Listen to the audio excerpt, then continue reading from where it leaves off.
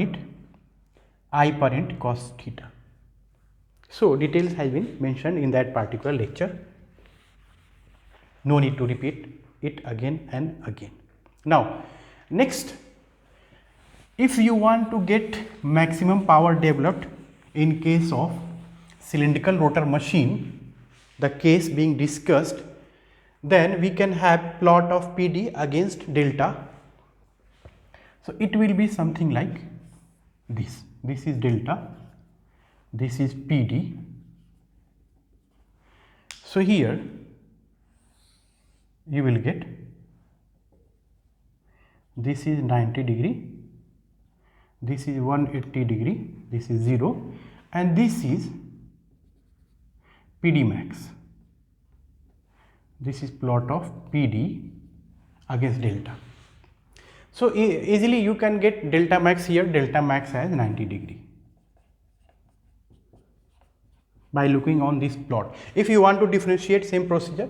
So dPD by d delta will be 0, that is this will be 0.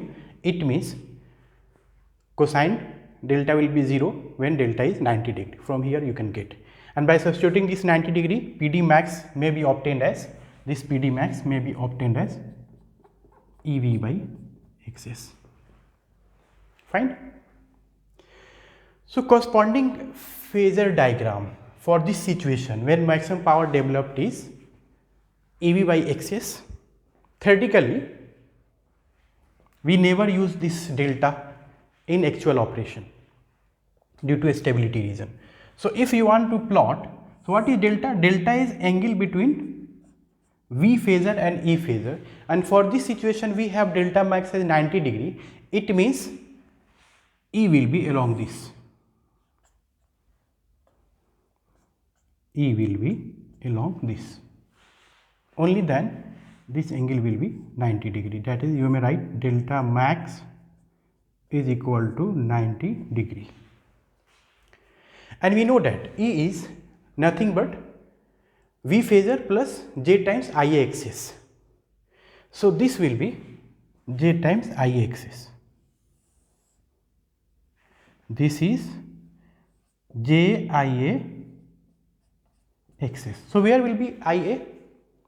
We know that JIA axis is perpendicular to IA. So once JIA axis is known, it means IA will be perpendicular to this.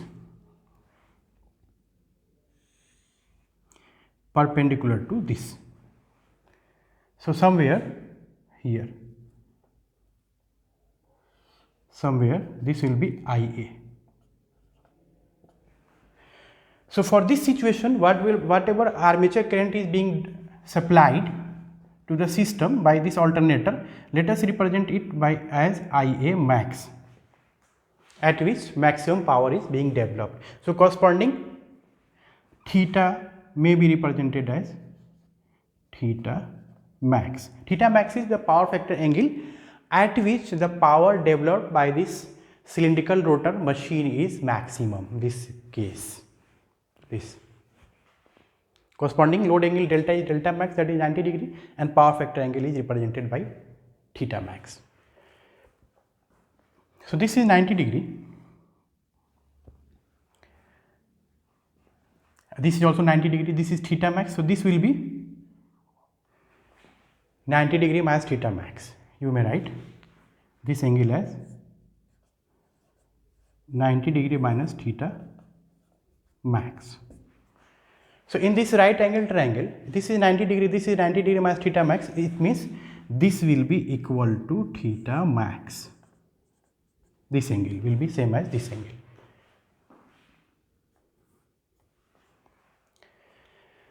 So how to write IA max? So this IA here also you will write IA max for this particular case. So from this right angle triangle, we may write IA max XS square, this hypotenuse square, is equal to E square plus V square, magnitudes of terminal voltage and excitation EMF. So from here we may write IA max is equal to under root E square plus V square upon XS. Very helpful while solving numericals. Fine. If you want to write this theta max, so this theta max, take cosine, cosine will be equal to this base upon hypotenuse, right? So this will be cos inverse, cosine theta is E upon this, E upon hypotenuse, you may write Ia max XS or this value. Okay, for time being just write here Ia max XS. Let's check it. And Ia max may be substituted as this. Fine.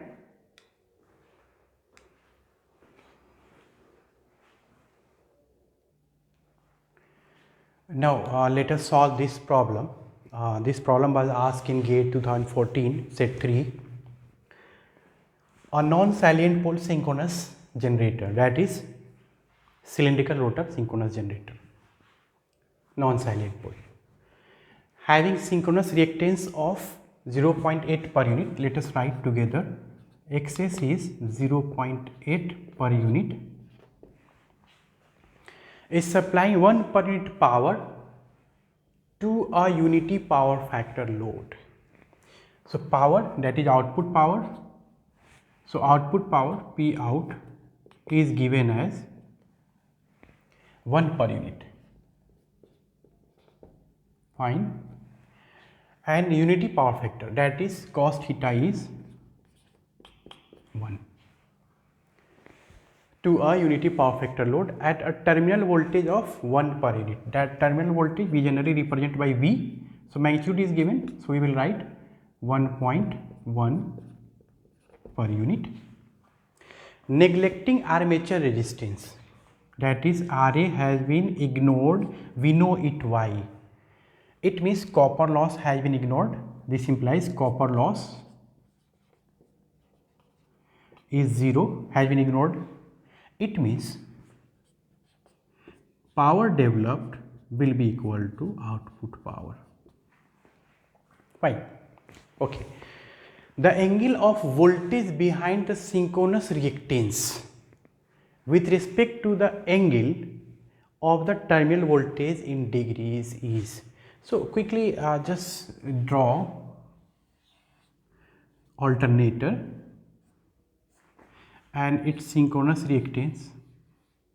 So let us represent this phasor by E, that is E will have some magnitude or some phase angle with respect to a reference. Let us represent it delta, all in per unit. This will be XS, JXS basically.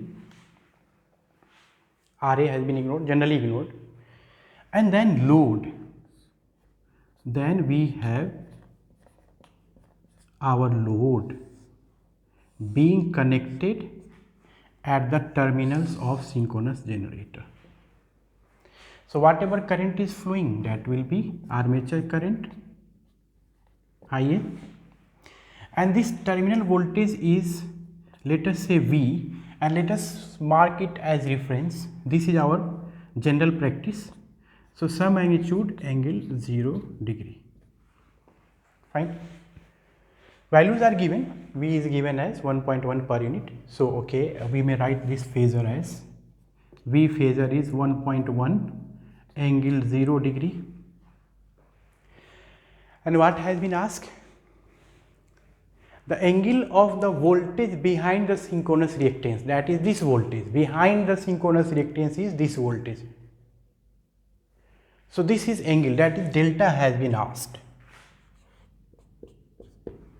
with respect to angle of terminal voltage. With this delta is phase angle of this with respect to some reference, and that reference has been indicated to be taken as terminal voltage phase angle. This is our general practice also. Sometimes someone may twist, so take care of that. Wherever you want, you can take your reference. but this is the phase difference of angle of this excitation EMF with respect to terminal voltage. Fine. So we have to find out this delta. So power is given and we know expression of power, that is P out, as discussed earlier, is nothing but V IA cos theta is equal to EV by XS sin delta. You may use either one. P out is this or this. We are dealing in per unit, so no need to multiply with 3 times, right? This is total power once we are dealing in per unit, right? So as discussed earlier, once power factor is mentioned in the problem, then this will be easier for you. With less computational burden, you can deal with your problem with this. Otherwise, another one you can use, P out is EV by XS sin delta. So this problem gives you hints of using this. Okay, use it. So if you are going to use this, then you will write all in per unit. So output power is 1 per unit is equal to V per unit 1.1 into, see here, V is given as 1.1. But you don't know magnitude of IA. Nowhere the magnitude is given, but power factor is given, that is 1. So this implies